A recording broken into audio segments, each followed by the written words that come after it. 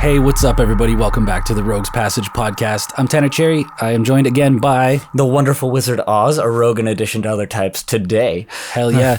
And we're here to talk about something that's been a crush of the Rogue's Passage lately. It's a format. No, wait, joke's on you. We're talking about the federal election. No, I'm just kidding. we're here to talk about Oathbreaker. That's right. Yeah, honestly, it's a format that we absolutely love. And it's like a mini... Man, I am so bad at words currently. I'm sorry. It is a commander variant format. Yeah. Yeah, it was a format that brewed up by a couple dudes with a bunch of their friends in, I believe it was 2017 was when it was first incepted. It was kind of sort of popularized in 2019. It like gained traction in 2019. A little bit. Which I know that I remember like podcasts talking about it. I remember it getting out there. Like the word has to get out. I think Reddit was a big proponent of the format. Probably. Yeah. And then I think it was 2023 when Wizards of the Coast actually just fully recognized it as an official format, which that's got to feel good for for people that create like a custom format. I mean, I know it happened with Commander, right? It blew up and now it's the biggest format in the game. But Oathbreaker has been something that we've been kind of pecking at and really enjoying lately, and we've tried to popularize it in our play group to great success, I think, lately. Yeah, we've been having a blast with it. I mean, I know that I've got 3 decks so far that actually can stand up on their own. We're getting more on the run, and it is just a commander variant, but with your planeswalkers. Yeah, so we'll describe how it works, right? It's you have to have a planeswalker in the command zone, and you are allowed to also have another card. It's sort of like a partner variant in your command zone, but it has to be an instant or sorcery that is in the commander's color identity. And you have to have the planeswalker on your battlefield to be able to cast it. So the fun thing about that actually is that if you do have a partner commander, you can partner them up and have different spells for each of those planeswalkers. So you have 2 in the command zone instead of just one. They each get a signature spell, right? And they each have to be like for instance, the Will and Rowan, I think, is the one, or I don't know. There's got to be some of the Battle Bond partner commanders as well that you can use to do that. There is a few, not Grist. What's the, dang it. I'm not sure. I'm not familiar with a bunch of the partner combos. Tevet. Oh yeah. Or wait, Tevishat? Sevasat. Yeah. Tevishat has planeswalker or has the ability. Has a partner ability. And I guess Jeska? Jeska as well. Yeah. Yeah. And it is very dependent on which commander you have out that you can cast their spell. You can't cast the other guy's spell. Yep. The spell is subject to commander tax, so you have to pay 2 more every time you want to cast it. This format is really cool. It provides a very unique play pattern in the sense it's a 20 life format. Yep. Multiplayer, so it's a 4-player 60 card as well. 60 card. Thank God. I so much enjoy shuffling 60 card decks compared to 100. But yeah, it provides this play pattern of kind of having to keep your opponent's planeswalkers in checks. So the low life total, it seems low, like 20 seems pretty low. We still had some pretty hour-long games or so just because some games they can stall out that way. Yeah, because you have to attack planeswalkers instead of life totals sometimes, right? Yeah. So it slows it down. But it is also kind of inherently of a busted format because you can kind of just have combos in the command zone. I believe, I can't remember, there's a Professor Onyx. It's a 6-drop mono black commander, and then I think there's the signature spell that's run with it is like something like Consuming Vapors, and you can essentially just target yourself and get the static ability Drain trigger infinitely. Or I mean, there's also I personally have a commander that is Obnixilis, who drains life whenever you draw cards, and then I have the option of running Peer into the Abyss in there. Yep. And so that's just a bang kill. Yeah, a little one-shot kill. It's target opponent, right? Target opponent. So it's not everybody. Or wait, is it target player? Can you do yourself? You can do yourself. Yeah. Absolutely. Yeah. And so if you want to draw half your deck, go crazy. I mean, I do have the Shieldred in there, so if I get to draw half my library and then gain a life for each one of them, that might be okay. Sounds good. But one of the others that is absolutely worth mentioning is the Elder spell, which is an absolute devastator.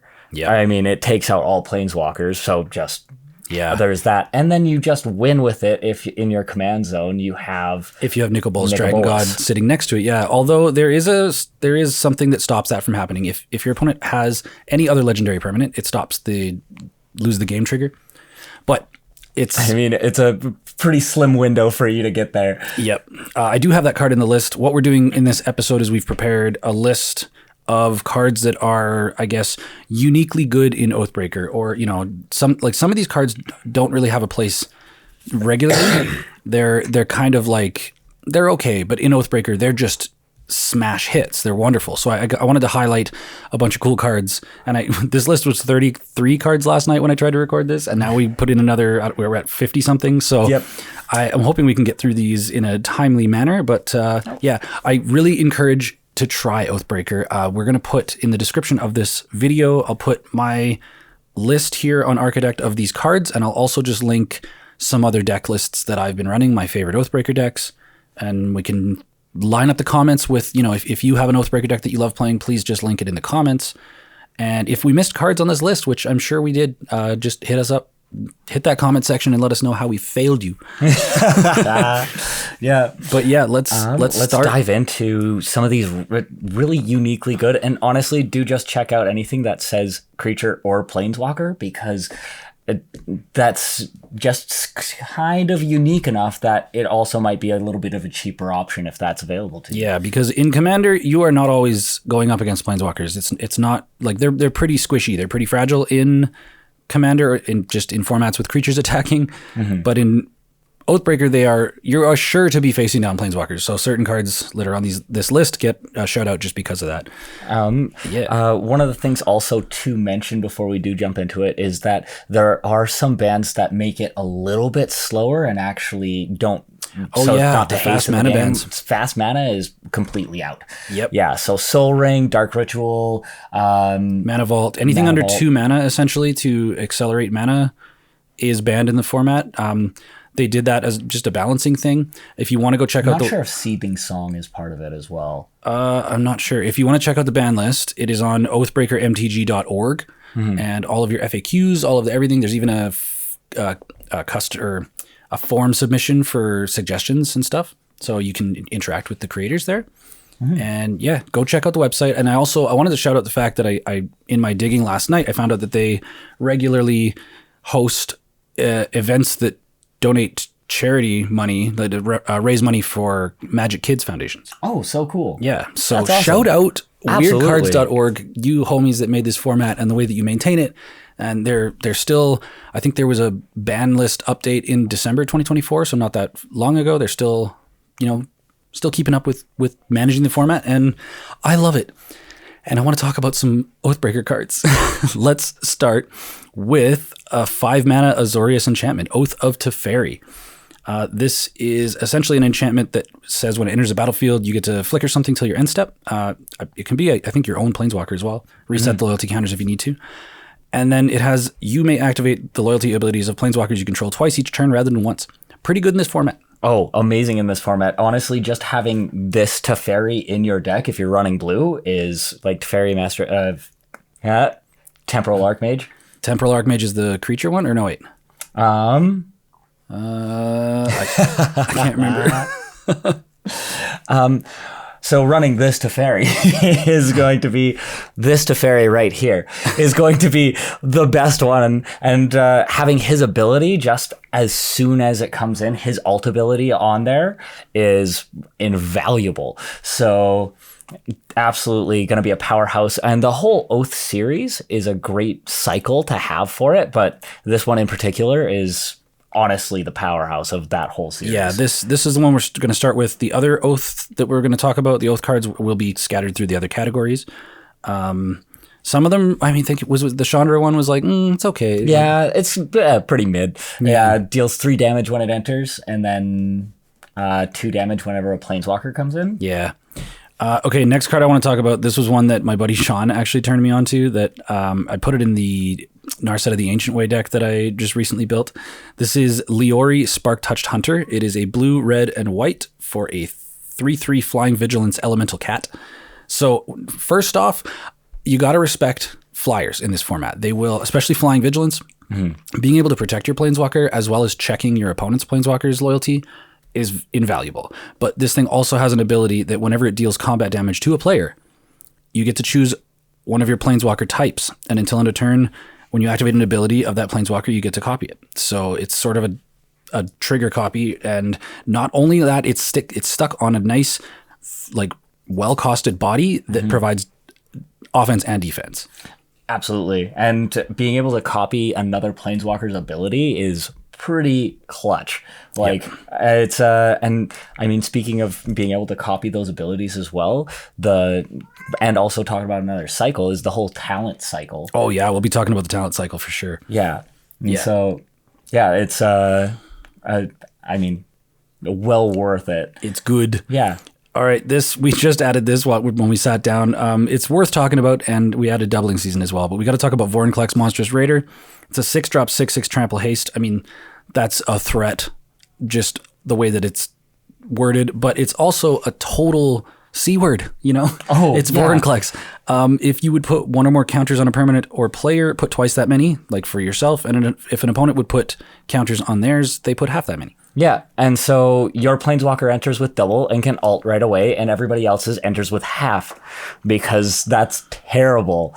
It is absolutely destroys, and so it is not just an accelerant, but also a stacks piece for everybody else. Now, remind me, the ability of putting half that many of each of those kind of counters on that permanent or player instead, rounded down, that doesn't work. That is permanent or player, so it doesn't work on. Right, but when it comes to an opponent's planeswalker, I believe it doesn't work in regards to activating abilities. So if not an activating, it's only when it comes in. Right, and it's because when an opponent activates, let's say, a +2 loyalty ability, it wouldn't put 1 on because the cost to activate the ability is putting 2 on.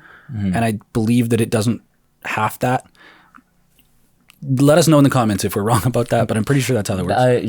I believe that you're absolutely correct. Yeah. And I mean, yeah, along with this, doubling season does the exact same thing, just on the positive half, and it's on an enchantment, so it's harder to get rid of. Yep. I will note that there's a bunch of cards that I've put on this list that are rude. And we, in our play group, kind of steer away from playing some of them, especially some of the stacksy ones that we're going to talk about later. I mean, Elder Spell and Nicobolus is one of those things, actually. I mean, maybe you can run it in the deck, but not in the actual command zone for his And the thing is, spell. What I like about it is that you can, my Nicobolus, Dragon God, and Elder Spell deck, I can switch Elder Spell into the deck and put, I think, what is it? It's that playmat right there. It is Deliver Unto Evil is a less powerful signature spell, so you can kind of tune very easily what power level you are presenting with the same list, the same 60 cards. So same with, you know what I didn't put in this list here was All Is Dust. So for the colorless planeswalkers, All Is Dust is destroy. Yeah, I mean, it's exile all any colored permanents. All colored permanents are sacrificed. Yeah, it's rude. So yeah, it's and in a deck such as the Aether Spark or something like that, where you can get to that mana real easy. Yeah. So, but the reason I want to say this is because those cards are ridiculous, and it's a rule 0 thing. If you want to play seriously competitively high-powered Oathbreaker, you can, but if you want to tune it down, you can very easily just switch that spell with something else in the deck and put it in the 59, 58, I guess it is. Yeah, 58. Yeah. All right, let's go on to the draw section. This is where one of our other Oath cards is going to be in here. You want to read Oath of Jace? Yeah, Oath of Jace. So when it enters the battlefield, draw 3 cards and then discard 2. At the beginning of your upkeep, scry X, where X is the number of planeswalkers you control. Yeah. So if you run even, I mean, I've had this help me out in a few games before, of just being able to scry. And when you have one planeswalker that you know you're playing, most of the time you're playing more planeswalkers because, I mean, you know Jace, that you can help him. Jace creates illusion copies of himself sometimes too, right? Oh, so, yeah. Which, what is that? The pirate Cunning Jace? Castaway. Stupid sexy Jace, the one with the shirt off. Sexy Jace. Yeah, that one is it's a 2 and a blue enchantment. So it's I don't have a deck that I run it in, but I kind of put this list together just to put stuff on my radar so that I have more to think about when I build decks. Fair enough. So this next one that I want to talk about, this one seems like a card you wouldn't want to play in this format. It's called the Immortal Sun. It's a 6-mana legendary artifact, and it shuts off Planeswalkers. Now, why would you want to do that if you're running a deck that sort of requires your Planeswalker? Well, you can still have your Planeswalker on the battlefield. Your Planeswalker can have a static ability, like my Quintorius Con. It really just needs to be on the battlefield to get that drain trigger whenever you cast spells from exile. So if you can land this, get an additional draw on your draw step, spells cost less. Pretty heavy tax on everybody else at the table. Yeah. So if you're playing this in a way that can kind of break the symmetry, I think that Immortal Sun should still be considered as a cool card in Oathbreaker. Absolutely. Ooh, we got a land. You want to talk about this? Sure, yeah. Forge of Heroes. Tap for colors and then choose target commander you control that entered the battlefield this turn. Give it a 1/1 counter or a loyalty counter if it's a Planeswalker. Yeah, so you can kind of give one more loyalty counter to your Planeswalker as it's coming in by tapping this land. One actually to mention as well is Peer, imaginative rascal, I believe it is. Right. So what it does actually the opposite of what the doubling season and the doubling season does is that instead of when it comes in it has double, when you activate an ability you get one more. Oh, it gives you more loyalty when you activate it? So it gives you 2 loyalty or 3 loyalty whenever you activate that ability. Cool. I'll have to remember to put that in here. Yeah. All right, let's go on to this whole category is pretty obvious. It's the proliferate category. You're going to probably run a lot of proliferate cards in Oathbreaker. I mean, one that is not proliferate is Deep Glow Skate. Yeah, it's in that category, but it essentially, it's 4 and a blue. It's a fish. It's a 3/3. It's a good fish. When it enters the battlefield, double the number of each kind of counter on any number of target permanents. We got a kitty yowling. She's yowling over there.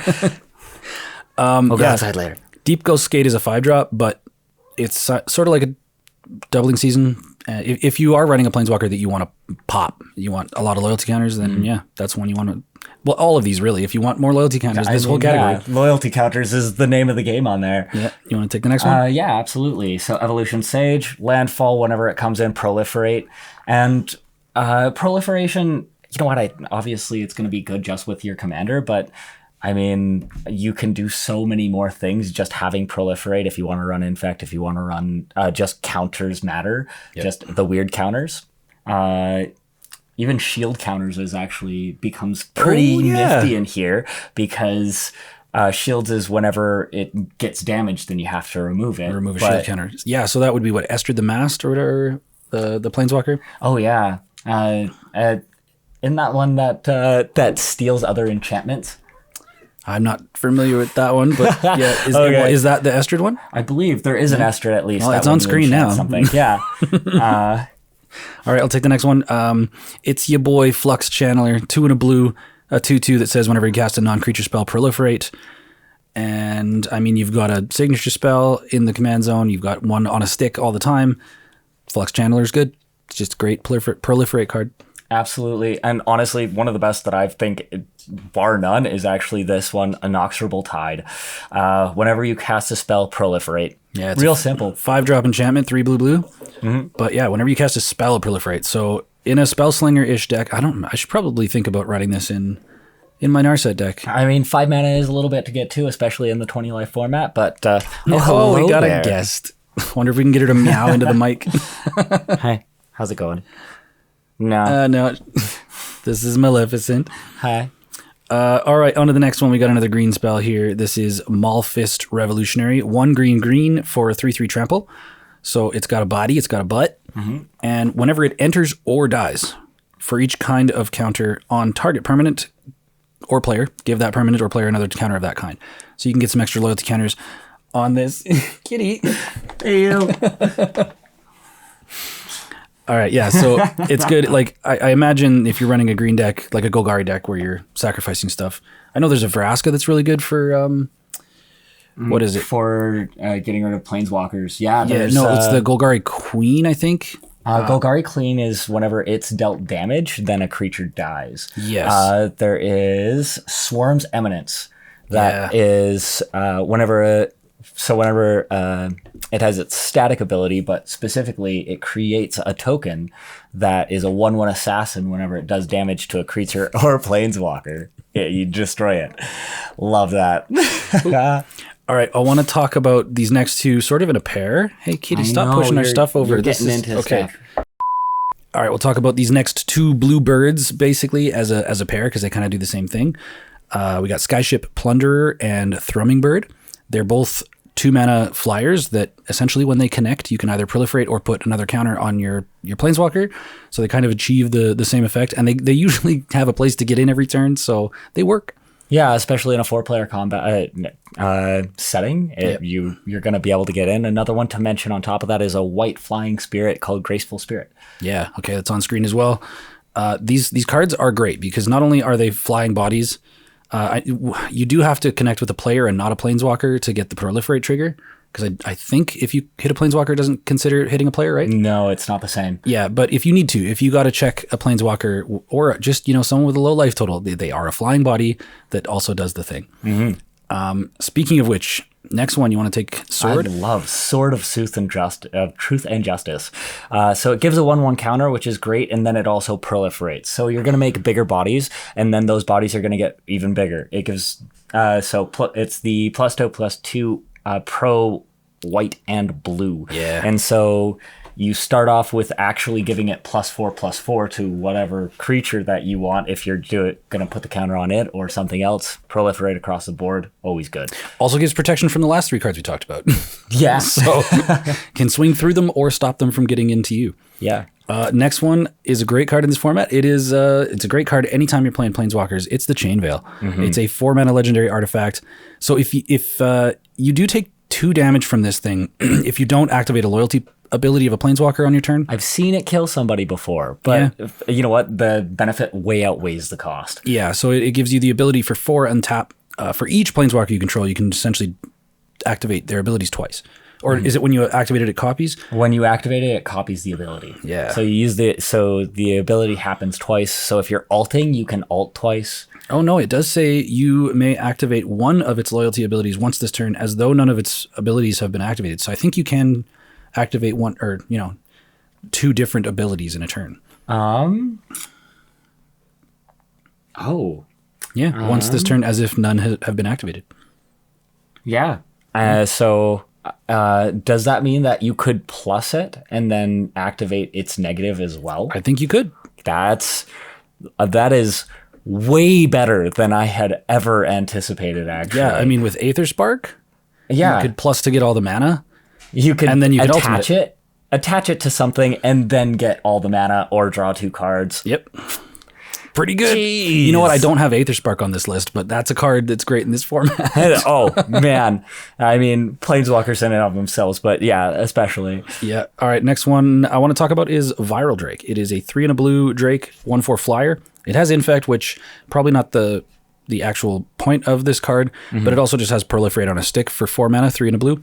Yeah, and the best thing about it, it's not a tap ability, it's not anything like that. So if you happen to get infinite mana at any point in time, you happen to proliferate infinitely. Yep. It's pretty good. All right, we got a protection category here. I want to talk about this one because it's one that I didn't know was a card until I started playing Oathbreaker, and I saw this card suggested in some lists, and this is Deification. It's an enchantment for 1 and a white, and when it enters the battlefield, you choose a Planeswalker type, and not only does it give the Planeswalkers of that type hexproof, but it also gives it essentially the ability that like Worship would give you. Mm-hmm. It says as long as you control a creature, if damage dealt to a Planeswalker you control of the chosen type would result in all the loyalty counters on it being removed. Instead, all but one of those counters are removed. Okay, so it's loyalty for a Planeswalker. That's really cool. What it does is I have this in my Quintorius Khan list where I don't need to be activating his abilities. I just need him on the battlefield so that A, I can cast the Jeska's Will that's in the command zone, and B, I can continually get his static ability, the drain to Yeah, statics are not to be underestimated. Yeah. 100%. Yeah, so it's a cool card. It can kind of just make sure that your Planeswalker remains, and it sort of disincentivizes people from attacking it anyway because it won't really kill it. Right? It will bring their loyalty down to 1, so if you're trying to do a minus ability, it can stop that, but it keeps it on the battlefield, which is very important. All right, this next one. Yeah. I do want to kind of go hand in hand with Kaya's ghost form. Oh yeah, okay, let's do that one. Because as long as if your planeswalker would die, instead you return it to the battlefield. It is a planeswalker or a creature, so you do have the options. But I mean, it's a 1-mana aura. A 1-mana aura to attach to your planeswalker. And you don't see it. This is the only thing that I've ever seen have attached to a planeswalker to like recur just like a creature would. Yeah, this is a War of the Spark card of format, or a whole set built around planeswalkers. So really cool card in this format. I'll take Heart of Kiran. This is back from when I first started playing Magic, when Kaladesh, I mean, this thing was all over standard and stuff too. Heart of Kiran is a 2-mana 4/4 flying vigilance vehicle. It has crew 3, but it also allows you to crew it by removing a loyalty counter from a planeswalker. So 4/4 flying vigilance, again, we've talked about how good flyers are in this format on defense and on attack. And being able to just crew this with a loyalty ability, pretty powerful. Yeah. And at instant speed whenever you'd like. Yeah. All right. Next one, all-star in this format, Luxior, Giada's Gift. This is a 1-mana legendary artifact equipment, and you can equip Planeswalker for 1. And basically what it does is it takes your Planeswalker and makes it a creature instead of a planeswalker, and it gives +1/+1 for each counter on it. So if you're running a planeswalker that likes to have a lot of loyalty counters, you can just turn it into a beater. True. For very low mana investment. And I mean, it's one of the things to give your planeswalker evasion a little bit, instead of just like the Aether Spark getting it onto something. It just gives it this weird bit of protection that actually helps out quite a bit. Yeah, one of the things that we should talk about in regards to this and the Aether Spark is when you take them, when they stop being a planeswalker, that you can't attack into them with creatures. So it's a bit of protection, although it is worth noting that now all of the creature removal spells will kill it as well. So it's a trade-off, but I mean, I know, is it Austin? What was the Esper deck that he was playing? It's that Dakon or whatever. Oh yeah. Yeah. And like that one has just stonks for loyalty counters. And I believe his signature spell is an equipment tutor that usually always goes for Luxior. Yeah. So yeah, cool card. All right. Right on. Ooh, yeah, we got the ramp category. There's 3 cards in ramp that are worth talking about in Oathbreaker. Again, like we said at the start of this episode, ramp isn't a focal point of the format. It's a little bit faster. It's 60 card. They've banned a lot of the fast mana, but there is some mana or some ramp cards that are pretty cool in this format.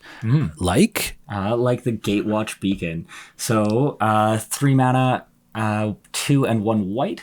Gatewatch Beacon enters the battlefield with 3 loyalty counters on it, and taps are a white, so it's a nice rock.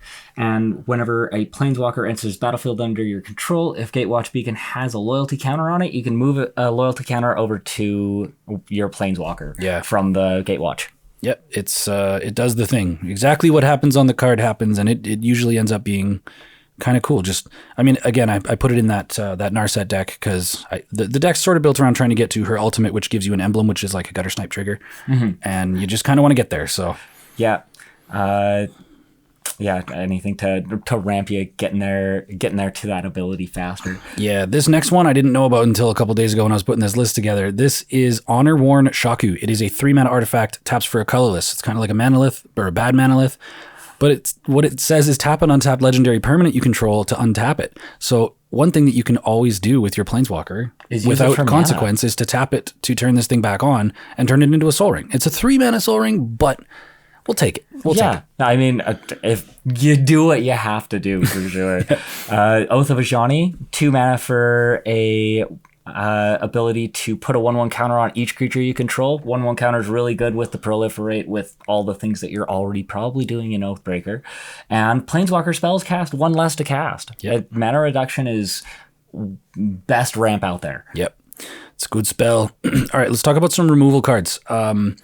Removal in this format, I wanted to highlight stuff that is flexible, and a lot of the ones that target planeswalkers, they cost more, but it's important to have them in this format, like such as Bedevil.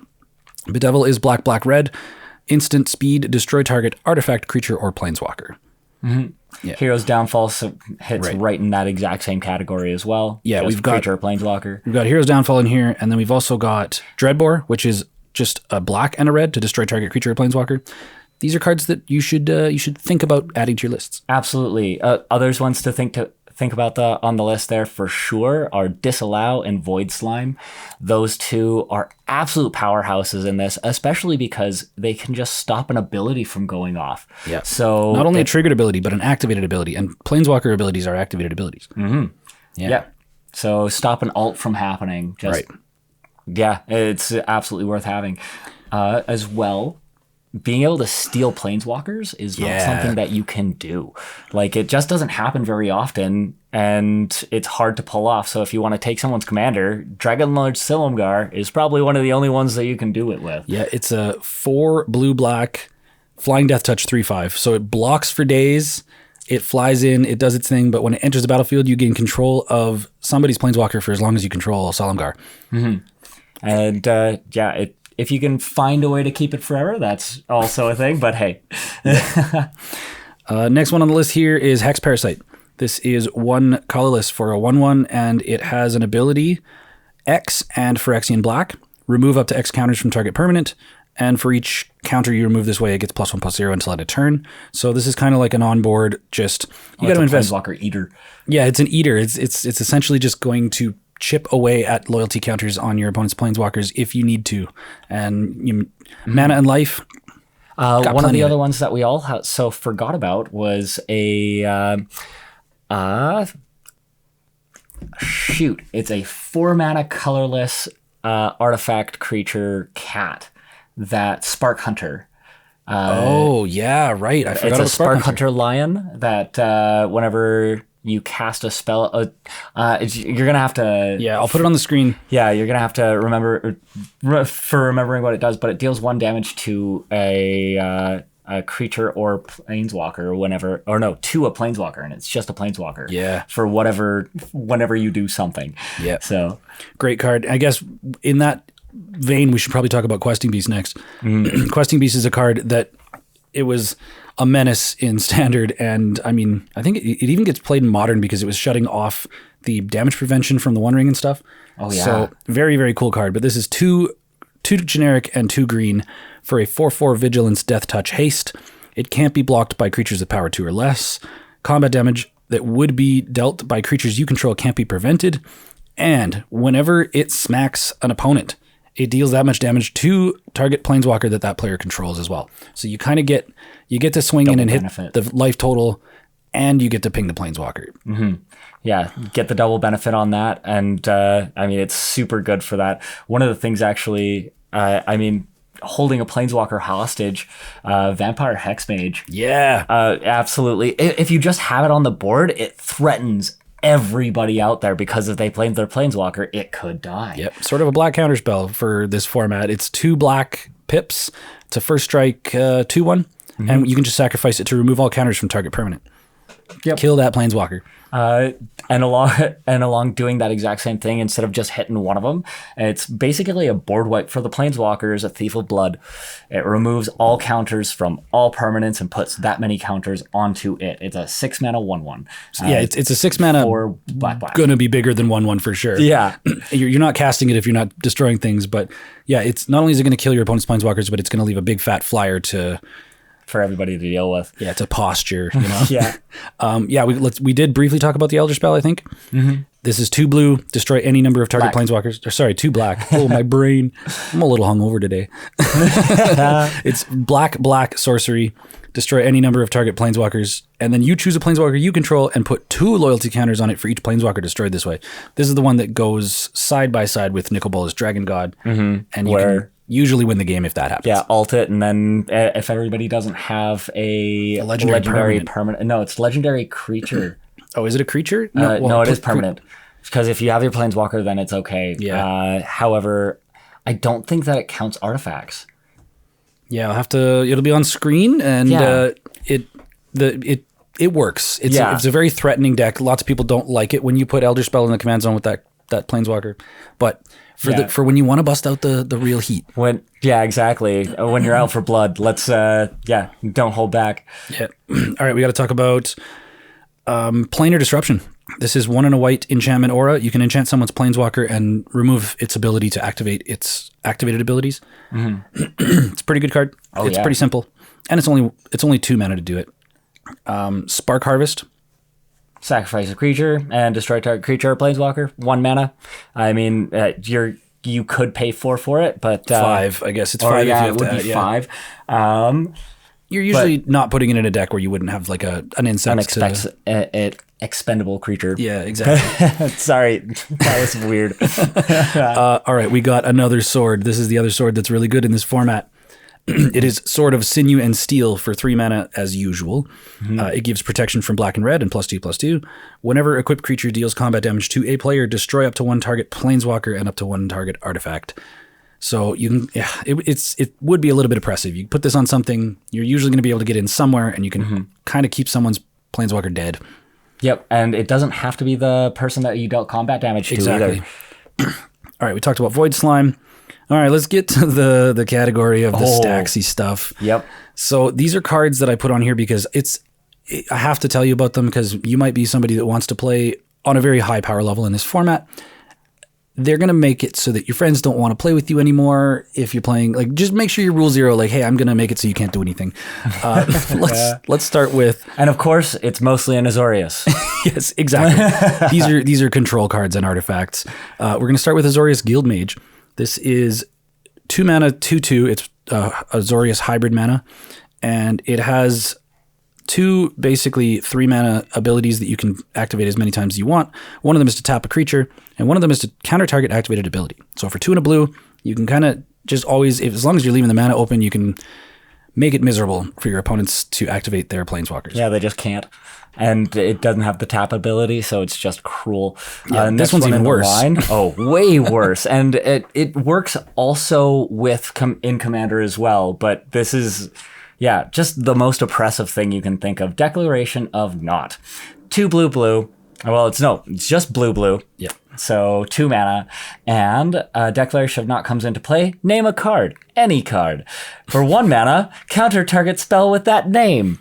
So if you want to just turn someone's deck off completely, you can say that their planeswalker can't come in, their commander can't come in, or their signature spell as well. Yeah. It's very oppressing. Yeah, something similar. Well, all of these are very similar in that vein. Meddling Mage is white and a blue for a 2/2. When it comes into play, name an online card, and basically the named card can't be played. So that's more effective. Nope. But I will say this one's a creature. It's a little easier to remove it than Declaration of Naught as an enchantment. Probably more of a headache. We got, I think, Phyrexian Revoker, Pithing Needle, and Sorceress Spyglass, kind of all similar. They come in, you name a card, and its activated abilities can't be activated. And we got to talk about them. They're good in this format. Whether you want to play them and piss your friends off that much, it's totally up to you. But oh man, they are absolutely oppressive in this format. Oh yeah, okay. So this is the talent cycle. This is one that you convinced me to add here as we sat and down. I absolutely love every single one of them. Are absolute bangers, 100%. Elspeth talent. So for each one of them, you're going to be enchanting your planeswalker, which that's not something that you're able to do very often. And that planeswalker gains another planeswalker ability. Yep. And it's the best of each one of the abilities of the cycle for each color, right? Yeah. So the cool thing is it gives you an ability, like we'll read Elspeth's talent here, but it also, when you activate an ability, you get a buff as well. Any ability that you activate. So this one is Enchant Planeswalker has +1, create 3 white 1/1 white soldier creature tokens. This is going to go hard on the new Elspeth. I'll tell you that because it's +1 to create 6. Her talent. Yeah. And then whenever you activate a loyalty ability of Enchanted Planeswalker, creatures you control get +2/+2 and gain vigilance until end of turn. That's going in that deck for sure. I've got a list together. I will link that in the description. I currently have, I think, 7 or maybe 5 too many cards. This is going to make it 1 more. I'm trying to trim it down. I have Liliana's talent inside Garruk right now, actually. So it's black. Enchanted Planeswalker gets a -8 ability to return all cards from all graveyards onto the battlefield under your control. All creature cards, yeah. Yep, all creature cards. And so whenever a creature deals damage to Enchanted Planeswalker, destroy that creature. Yep, it's just oppressive. So It gives a little bit of protection for your creature, and then it also gives the Liliana negative that usually closes out a game. Yeah, what is that, Rise of the Dark Realms or something? Rise of the Dark Realms, it's the Liliana of the Dark Realms, I believe is what it is. And giving her ability to anything is just going to be amazing. And then it also has Vraska's ability, which is deals damage to your Planeswalker. And kill it. I'm seeing that these cards are like 50 cents. Like, these are pretty budget beaters in Oathbreaker. Next one we're talking about is Rowan's Talent. Two generic and 2 red. You enchant your Planeswalker, and then it gets a +1 of up to 1 target creature gets +2/+0 and gains first strike and trample until end of turn. Pretty nice, I guess, in a deck where you want to be swinging with big creatures. And then whenever you activate a loyalty ability of Enchanted Planeswalker, copy that ability. Yeah, that's where the real power comes in on the bottom stuff. It's like its +1 is decent. It gets across, but man, that static ability is well worth it. Yeah, I'm realizing maybe I wouldn't mind putting this in my Quintorius deck, because as a 4-drop, Quintorius has a Discover 4 ability. So I tried to keep as many cards in that deck at 4 or less, or around like 3 and 4, so that when I use my Discover 4, I hit something reasonably valuable. Yeah. And this would be sick. Ability. Yeah, it would just give him double triggers. I mean, being able to copy those abilities are always going to be good. And I'm sure that there's other copy abilities that we haven't really thought of, but those are invaluable within Oathbreaker. Yeah. All right, next one is Teferi's Talent. This is 3 blue. You enchant your Planeswalker. Now, this is a -12 ability that it gives it, but it gives a -12. You get an emblem with, you may activate loyalty abilities of Planeswalkers you control on any player's turn. Anytime you could cast an instant. I think that is the static ability of Teferi, Master of Time. Yep, and the Oath of Teferi there as well. Yeah, and then whenever you draw a card, put a loyalty counter on enchanted Planeswalkers. So that -12 is not looking so hard anymore. No. This card's 59 cents. They are all amazing. And then last but and maybe least, but really it's still that good. Vivian's Talent. It is 1 green, enchant Planeswalker. Enchanted Planeswalker. So you get a +1. Look at the top 4 cards of your library. You may reveal a creature or land card, put it into your hand, rest on the bottom of the library. And when a non-token creature enters the battlefield under your control, put a loyalty counter on Enchanted Planeswalker. So if you want your Planeswalker to get to the alt real quick, you play in a lot of creatures, man, it just becomes so much easier. Yep, that's a cool card. I'm glad that you convinced me to add these, because after talking about them a bit, they're all way better than I gave them credit for. Oh yeah, and they're cheap. Yeah, like dirt cheap. Yeah, for an Oathbreaker format, go grab them. Well, let's talk about the cheapest card you can probably put in your deck in Oathbreaker. It's Doubling Season. It's a lot cheaper now than it was when I started playing. This says, I think Card Kingdom has it for $37.99. This was a $60, $80 card when I started playing, but it got printed into the dirt, which, thank you. Thanks, yeah. Yeah, Doubling Season is 4 and a green for an enchantment. If an effect would create 1 or more tokens under your control, double that. If an effect would put 1 or more counters on a permanent you control, double that. So obviously it works with Planeswalkers. It's the Super Friends adjacent banger. Mm-hmm. If you play your Planeswalker, it's going to come in with double the amount of loyalty counters. You're usually playing that with Planeswalkers that are going to just enter and then ultimate right away, which has always been powerful. Yeah, it's the nice side of Veroniclix. Yeah. Where and it's an enchantment, it's harder to get rid of. So yeah, it is. It's 5 mana, but I mean, 5 mana is not that hard to get to in this format. And yeah, I mean, you don't worry, you'll get there. And by any means, this is going to absolutely rocket ship your deck. Yeah. Well, so we got through, it was 50 something cards there. We got through that in actually a decent amount of time. I really wanted to signal blast Oathbreaker. Just play Oathbreaker. It's so much fun. It's only 60 card decks. It's not that scary. Still singleton. I don't think we said that. Yeah. The creators are cool people. I used the submission form to reach out and see if they wanted to come on the podcast and talk about the format, because I want to pick their brain about what it was like to brew this up. Yeah. And what it feels like to have brewed a format and then had it taken off and recognized by Wizards. Absolutely. It's a super cool format.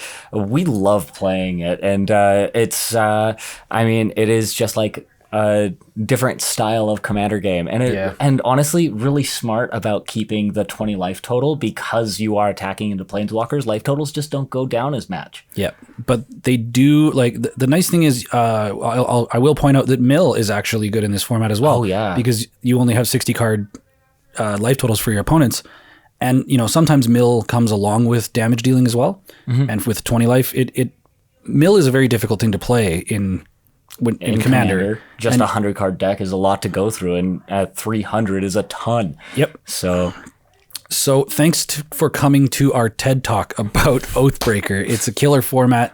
Try to convince your friends to play it.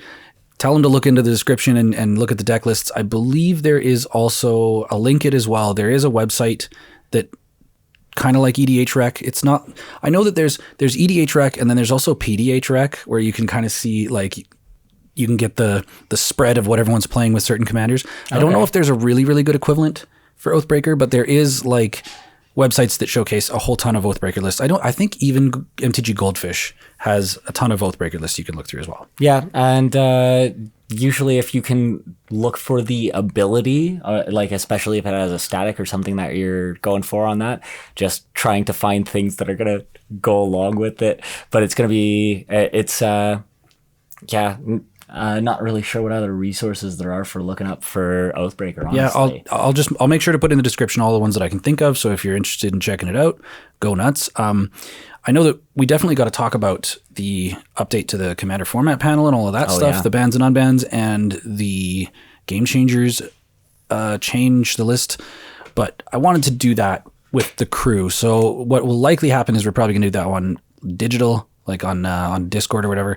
Okay. But it's been too long since we recorded in this studio and did a podcast here at this table, and I was like, no, we got to do it. I want to do this Oathbreaker one. Been obsessed with the format recently, and it's a super fun format. Yeah, I can't stress that enough. Honestly, if I would love to see that more in our local game stores to go and play, but absolutely would.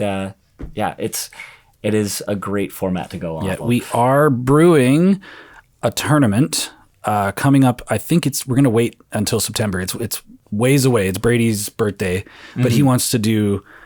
We did the Rite of Passage Two-Headed Giant Commander tournament last year or whatever, and we want to do another tournament this year. And I think we want to focus on Oathbreaker, see how many people we can get together, and I think we just go like.